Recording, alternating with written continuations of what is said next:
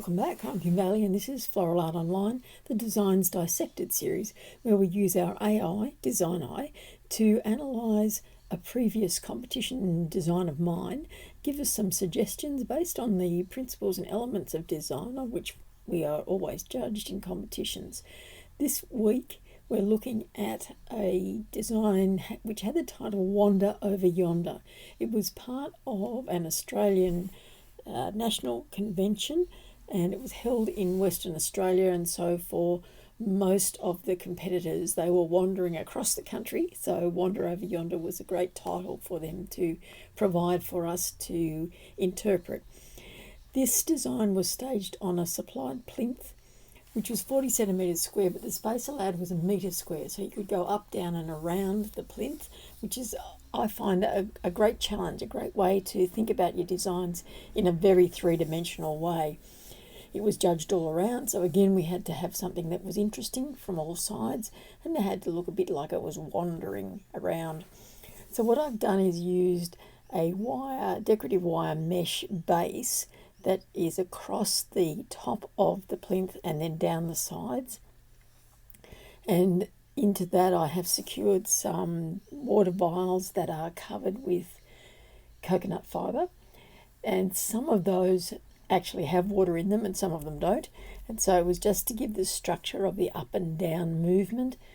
For the placement of the plant material, I've used some eucalyptus, some silver dollar eucalyptus leaves, some kangaroo paw and a little bit of Geraldton wax in it.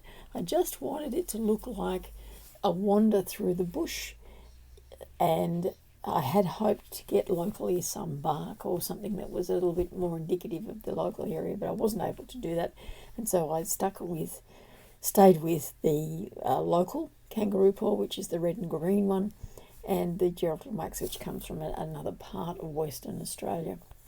There are some gum nuts in it as well, just for an added textural contrast. The design didn't place in the competition, and on looking at it now, I'm happy with it. I'm happy that this was how I wanted it to look.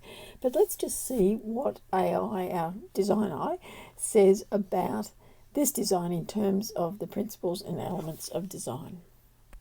Looking at line, first of all, the strong vertical lines of the tubes and stems provide structure and draws the viewer's eye upward. The curved natural flow of eucalyptus branches and foliage adds movement and contrast, creating a dynamic interplay between rigid and organic lines.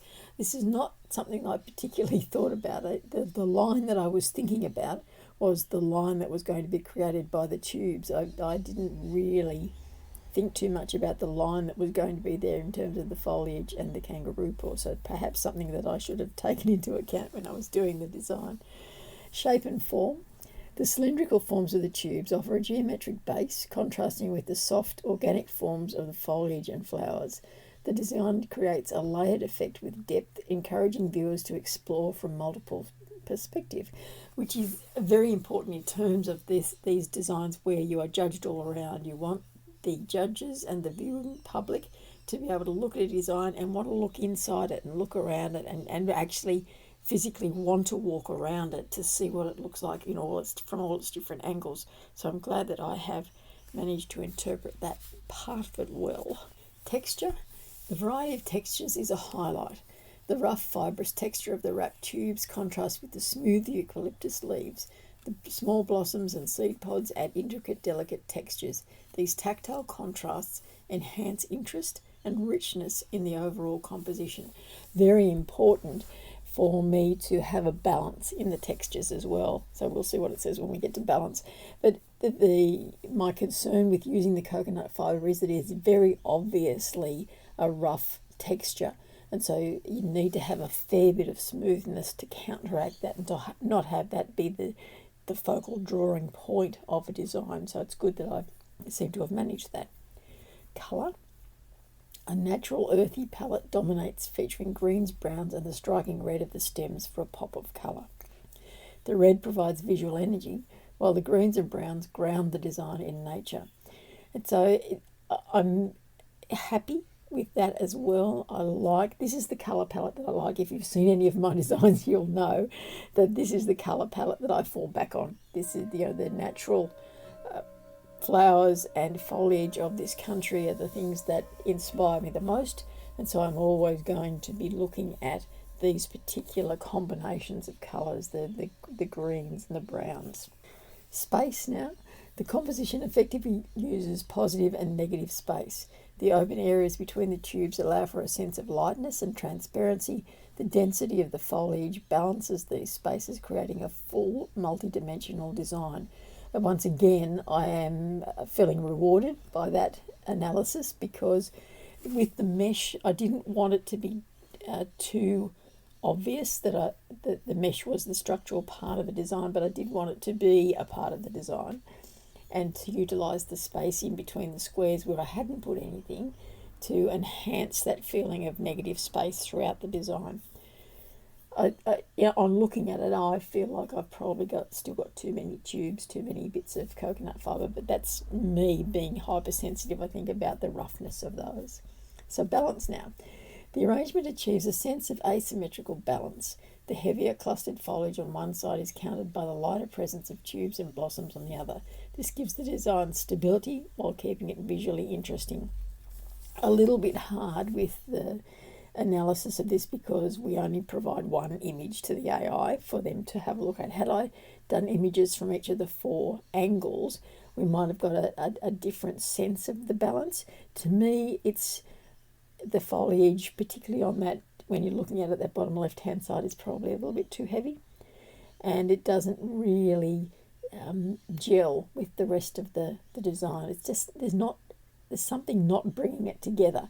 But let's see what else we've got in our AI analysis. Proportion. The proportional relationship between the heights of the tubes, the foliage and the flowers is well considered.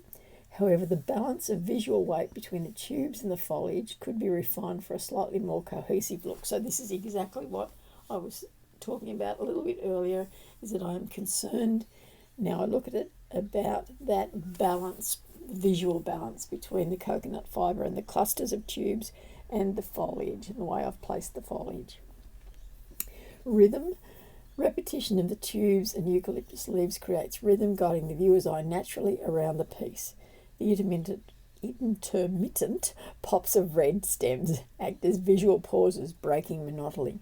And I wanted the kangaroo paw to be those pops of interest, not necessarily of colour, but of interest in the design, because they're a different form, although they repeat somewhat the eucalyptus leaf branch form, but they are a very different structure in terms of the way the flower looks, and so it is interesting to see that sort of hidden, and then realise that if you walk around a little bit further, you can see a few more, and you can see a few more. So that is what I wanted to do with that particular part of the design. Emphasis. The red stems stand out as focal points, drawing attention against the neutral tones of the rest of the design.